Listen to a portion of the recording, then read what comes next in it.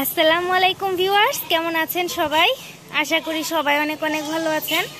তো আলহামদুলিল্লাহ আমরাও ভালো আছি, কিন্তু বৃষ্টি বৃষ্টি আবহাওয়া, হ্যাঁ এই আবহাওয়ায় আসলে খামারে যে কি সমস্যা হয়ে যায়। আবার দেখেন বৃষ্টির ফোঁটাও পড়তেছে, ছাগল তুলে ফেলবো কিনা বুঝতে পারতেছি না। হালকা বৃষ্টি মানে বাতাসও আছে, ছাগলগুলো সবাই চিল্লাচ্ছে বৃষ্টি বৃষ্টি আবহাওয়া দেখে। ছিটে ছিটে বৃষ্টি হচ্ছে, তো ছাগল বাইরে রেখে আগে আমি ওদের ছালাগুলা তুলে দিলাম। আর সেই সাথে দেখেন দেখেন বাচ্চাটারে পেঁচাইছে দড়ি দিয়ে, দেখেন কেমনে পেঁচাইছে। যে এইগুলা হচ্ছে আপনারা যারা বলেন যে খামার করবো আপু, সাথে না থাকলে কি হবে? সাথে না থাকলে যে এই কারণগুলোতেই হবে না। অনেক সময় করে কি গলার মধ্যে দড়ি পেঁচায় বাচ্চাও টানতে থাকে আর মাও টানতে থাকে, হ্যাঁ তখন ওই যে এরকম ফাঁস লাগে। আর এই যে বৃষ্টি কি করবো বুঝতেছি না, তুলে দিব না কাইটে যাবে বুঝতেছি না। কারণ এই যে এই পর্দাগুলো না বৃষ্টির বাতাসে যেগুলো দেখেন ছিঁড়ে গেছে, এগুলোর উপরে পর্দা নাই, ভিজে যাবে ছাগলগুলা, তুলেই ফেলি। এই যে ভিউয়ার সবগুলা ছাগল ঘরে তুলে দিচ্ছি, বৃষ্টিও প্রায় কমিয়ে গেছে, হ্যাঁ কিন্তু থেকে থেকে বৃষ্টি আসতেছে। আর সেই সাথে হতেছে গিয়ে বাতাসের জন্য কালকেও তো এরকম বৃষ্টি ছিল। এই যে সবগুলা এখানেই আছে, ওই ঘরেও আছে। এই যে অনেকে আমার ঘরের ভিতরে দেখতে চাইছিলেন যে আপু আপনার ছাগলের ঘর রাতে কিভাবে রাখেন, দেখেন আইসেই কিন্তু এরা নোংরা করে ফেলছে, এই যে আমি ছোট ছোট তক্তা এগুলো বানাই দিচ্ছি আর উপরে থাকে। আপনারা মোটামুটি উঁচা করে মাচা করে দিবেন যারা নতুন পালন করবেন। আমার তো ছাদের উপরে, আমি সেরকম আর কি সিস্টেম করি নাই। আসলে অনেক ইনভেস্টমেন্টের দরকার, আমার খুবই অল্প ইনভেস্ট। আমি বলছিলাম না আমি মাত্র একটা ছাগল সাথে 2টা বাচ্চা সহ নিয়ে এসে শুরু করে দিছিলাম। তো আল্লাহ যে আমাকে এতটুকু রহমত বরকত দান করে যে এতটুকু করবে, এটা আসলে আমি ভাবি নাই। হ্যাঁ তো আমাদের এখন টাকা পয়সা একটু শর্ট আছে, তো যদি হয় আপনারা অনেকে আমার পরামর্শ দেন যে এইভাবে রাখেন, এই জন্য আপনার ছাগলের পা ভেঙে গেছে, এই হয়েছে সেই হয়েছে। আসলে এদের পিছনে মাসিক একটা খরচ আছে, যে খরচটা আমার মাসিক আয়ের তুলনায় অনেক বেশি। হ্যাঁ তো আয় অনুযায়ী ব্যয় করা উচিত সব মানুষেরই, কিন্তু আমার একটা স্বপ্ন নিয়ে করতেছি, আমার সব কিনা খাবারের উপর। তো ওদের জন্য যে একটা খাটের যে আমি যে আবার নতুন করে ব্যবস্থা করবো, সেরকম আর কি আমার এখনো হয়ে উঠতেছে না। হ্যাঁ করতে হবে ইনশাল্লাহ। আপনারা বলবেন যে ঈদের যে ছাগল বিক্রি করলেন কি করলেন, সেটা দিয়ে ওদেরই খাবার কিনছি আমি। হ্যাঁ আমরা যে ভুট্টা চাষ করছিলাম আপনারা জানেন, সেই ভুট্টা যে চাষ করছিলাম সেইখানে আমাদের যে পরিমাণ ভুট্টা হয়েছিল মাত্র 6 থেকে 7 মণ, যেটা আমার প্রায় যে আমরা মনে হয় মে মাসের 8 তারিখে নিয়ে আসছিলাম ভুট্টাটা। তো 1.5 মাস হয়েছে, 1.5 মাসে আমার প্রায় 2 মণের মতো ভুট্টা শেষ।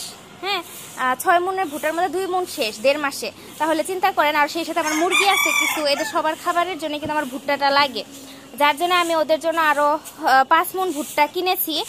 আমার হচ্ছে গিয়ে ভাঙানি সহ আদা ভাঙা করা সহ আমার ওই ভুট্টাগুলা পড়ছে প্রায় 1200 টাকার কাছাকাছি মন পড়ছে। হ্যাঁ মানে 1120 টাকা কিনছি মন।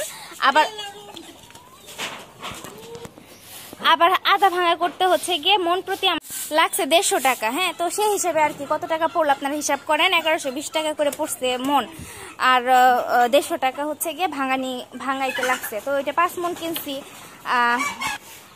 সেই সাথে আমি হচ্ছে গিয়ে কিছু কিনছি, কি বলে ধান কিনছি 1 মণ, আবার হচ্ছে খুদ কিনছি প্রায় 20 কেজির মতো খুদ, 20 কেজির মতো গম, এগুলা কিনা হয়েছে। আবার মুরগির জন্য কিছু ফিট কিনা হয়েছে। হ্যাঁ এইগুলো আবার আমরা যে লাস্টে যে ছাগলগুলারে খাওয়াইছি, আমাদের তো অনেকদিন থেকে হাতে তেমন একটা টাকা পয়সা নাই, তো আমরা সাইলেজটা মোটামুটি বাকি আনছিলাম, সেইখানে প্রায় আমরা 10,000 টাকা বাকি ঋণ পরিশোধ করছি।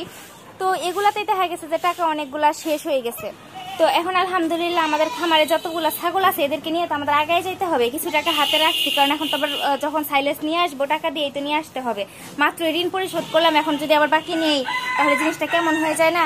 মোটামুটি 2 মাস তো আমাদের মোটামুটি নিয়ে এসে খাওয়াইতে হবে। হ্যাঁ তো আপনাদের আমি একটা হিসাব দিয়েছিলাম আমার মাসিক খরচের, তো এখন হয়তো খরচটা আরো বাড়বে। আমি আরেকটা খাবার প্ল্যান করছি এদের জন্য, স্বাস্থ্য যেহেতু ছাগল বেশি হওয়াতে খাবার একটু কমই হয়ে গেছে, মানে সাইলেজ দেই পর্যাপ্ত, কিন্তু দানা খাবারটা সেই হিসেবে পর্যাপ্ত হয় না দেখে অনেকগুলো ছাগলের স্বাস্থ্য আমার খারাপ হয়ে গেছে। তো এদের স্বাস্থ্যের জন্য মানে আসলে দিনে একটা ছাগলকে মিনিমাম 150 গ্রাম দানা খাবার দেওয়া উচিত। হ্যাঁ 250 গ্রাম দিলে সবচেয়ে ভালো হয়। আর ক্রস জাতের ছাগল আমার এগুলা সাইজে একটু বড় বড়ই আছে, এদেরকে আরেকটু যদি বেশি দেই তাহলে আরো ভালো হয়, ভালোর আসলে শেষ নাই। হ্যাঁ তো সেই হিসেবে করতে গেলে কিন্তু এদের কিন্তু খাবারের চাহিদা রয়েছে, আর আমি পরিপূর্ণভাবে দিতেও পারতেছি না।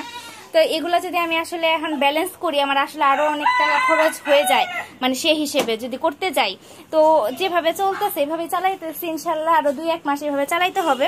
সামনে ইনশাল্লাহ দেখি যদি আমরা কিছু টাকা পয়সা আবার অ্যারেঞ্জ করতে পারি কিছু ছাগল টাগল বিক্রি করে, তো তখন ইনশাল্লাহ আমরা আবার হচ্ছে গিয়ে কিছু খাবার দাবার কিনবো, মানে ওদের টাকা দিয়ে ওদেরটাই করতে হয় আমাদের। হ্যাঁ নিজের এখন পর্যন্ত অনেকে জিজ্ঞেস করেন আপু কি পরিমাণ লাভ হইতেছে, সেটা আসলে এখনো আমাদের লাভ হয় নাই, যেহেতু আমাদের তেমন একটা পরিকল্পিত খামার না।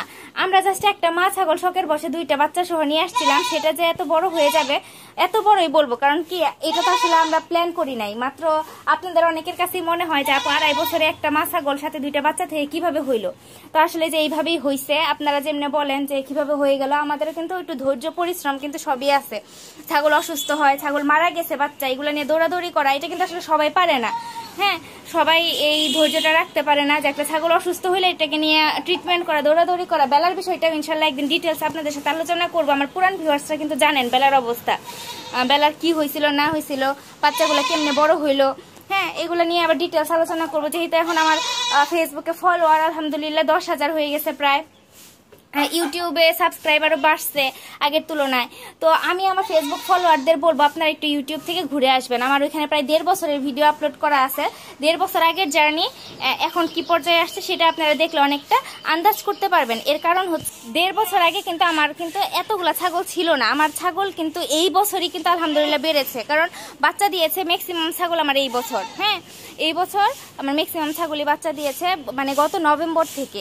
আর এটা তো জুলাই, নভেম্বর থেকে মোটামুটি আমার ছাগলগুলো অনেকগুলো বাচ্চা দিয়েছে, সেখান থেকে কিন্তু বেড়েছে। তো আর আমার খামারে যে ছাগলগুলো আপনারা দেখতে পারেন, বড় ছাগল মনে হয় 16-17টার, ম্যাক্সিমাম গুলাই কিন্তু বাচ্চা। তো এটা দেখে আপনাদের ধারণা হওয়া উচিত যে বাচ্চাগুলো কিন্তু রিসেন্টলি হয়েছে। হ্যাঁ, তার মানে ছাগল যে বাচ্চা দিয়েছে সেই বাচ্চাগুলা থেকে যে বাচ্চা সেগুলো কিন্তু আমি রিসেন্টলি পাচ্ছি বা পাইলাম। এখন কিন্তু আলহামদুলিল্লাহ আমার মানে গর্ভবতী ছাগল মাত্র 2টা আছে, এরা মাত্র রিসেন্টলি গর্ভবতী হয়েছে। আর মানে বাচ্চা দেওয়ার মতো ওরকম কিন্তু এখনো কিন্তু আর নাই, মানে উপযোগী এখন কিন্তু নাই। আরো 5 মাস লাগবে যে 2টা এখন গর্ভবতী হয়েছে। আরো আশা রাখতেছি 1 মাসের মধ্যে আরো কয়েকটা ছাগল হয়তো আমাদের হিটে আসবে। আসেন, অনেকে মুরগির খামারটা দেখাই না আমি অনেকদিন থেকে, কারণ আসলে ছাগলের এগুলো করতে করতে আসলে সময় পাই না। আর মুরগি হচ্ছে গিয়ে আমার মুরগিতে ভাগ্য খারাপ, যারা আমার পুরান ভিউয়ার্স আছেন জানেন আমার মুরগি তেমন একটা হয় না। হ্যাঁ, তারপর আলহামদুলিল্লাহ এখন আমার এখানে মনে হয় 60-65টার উপরে মুরগি আছে, দেশি মুরগি যে খাঁচাগুলোর মধ্যে আছে। কিন্তু মুরগিগুলা এই যে বৃষ্টি টিষ্টি একটুখানি অসুস্থ, অনেকগুলো মুরগি আমার একটু অসুস্থ। এই যে একটু ঝিমঝিম ধরে রয়েছে, ওষুধ টষুধ আজকে পানিতে ওষুধ দিছি। হ্যাঁ, এই মুরগিগুলো একটু ঝিম ধরে রয়েছে, কয়েকটা বাচ্চা, প্রত্যেক খাঁচায় 2-1টা করে বাচ্চা ঝিম ধরে রয়েছে, সবগুলা না। আর আমার খাঁচা বানানোতে একটু ভুল আছে, ঠিক আছে, একটু ভুল আছে। সেটা হচ্ছে কি এই যে ফাঁকাটা যে দিছি না আমি, এটা মাত্র দেখেন এইটুক ফাঁকা দিছি, এটা যদি 1 বিঘা পরিমাণ দিতাম তাহলে জিনিসটা খুব ভালো হইতো। এই যে আমি যে এই পলিথিনগুলো আমি হচ্ছে গিয়ে কয়েকদিন পর পর বের করে, মানে 2 দিন 3 দিন পর পর বের করে পরিষ্কার করে দিই। যদি 1 বিঘা করে দিতাম আমার জন্য বের করাও সহজ হইতো, আর মানে ভিতরে মানে মুরগিগুলো অনেক ভালো থাকতো। কারণ ওই পায়খানাটা নিচেই পড়ে, ওখানে একটা গ্যাস হয়ে যায়, যার জন্য এটা 3 দিনের মধ্যে পরিষ্কার করে ফেলতে হয়। আর মুরগি মূলত হচ্ছে গিয়ে এই বৃষ্টির কারণে এরা একটুখানি মানে অসুস্থ হয়ে যাচ্ছে। যে মার সাথে আছে এরা অসুস্থ হয় নাই। তো মাঝখানে রোজার আগে আমরা অনেক পরিমাণ ডিম বিক্রি করছি, প্রায় 7,000-8,000 টাকার ডিম বিক্রি করছি। মুরগি টুরগি মিলে প্রায় 15-20 হাজার টাকার এগুলো বিক্রি করছি। হ্যাঁ, কিন্তু সেগুলোও তো আসলে খামারে চলে গেছে, যে মুরগির খাবারও তো লাগে। হ্যাঁ, দেখা যায় যে মুরগি যদি বিক্রি করি 5টা খাবার জোগাড় করতে হয় আমার 65টা মুরগির, ঠিক আছে। তো এই আর কি, এখানে কয়েকটা মুরগি একটু ঝিম ধরে আছে, সবগুলা খাতায় 2-1টা করে মুরগি ঝিম ধরে আছে। তো এই যে এই মুরগিগুলো আমি একদম ব্রুডিং ছাড়া পালন করছিলাম, সবগুলাই সুস্থ ছিল। যে এই বাচ্চাটা একটু অসুস্থ, দেখতে পাচ্ছেন যে ওই বাচ্চাটা কি হয়েছে বুঝতে পারতেছি না, একটু অসুস্থ আর কি। আর এগুলো মোটামুটি সুস্থই আছে। তো ভিউয়ার্স ভালো থাকবেন সবাই, যারা আমার চ্যানেলের নতুন, চ্যানেলটা সাবস্ক্রাইব করে পাশে থাকবেন। কথা বলতে গেলে আসলে শেষ হয় না। ভিডিও যখন শুরু করছিলাম তখন কথাই বলতে পারতাম না, কি বলবো। আর এখন দেখা যায় ভিডিও শুরু করলে যে মানে আরো কথা থেকেই যায়। তো নেক্সট ভিডিওর জন্য আবার কথা কিছু জমাই রাখি। ভালো থাকবেন সবাই, আল্লাহ হাফেজ।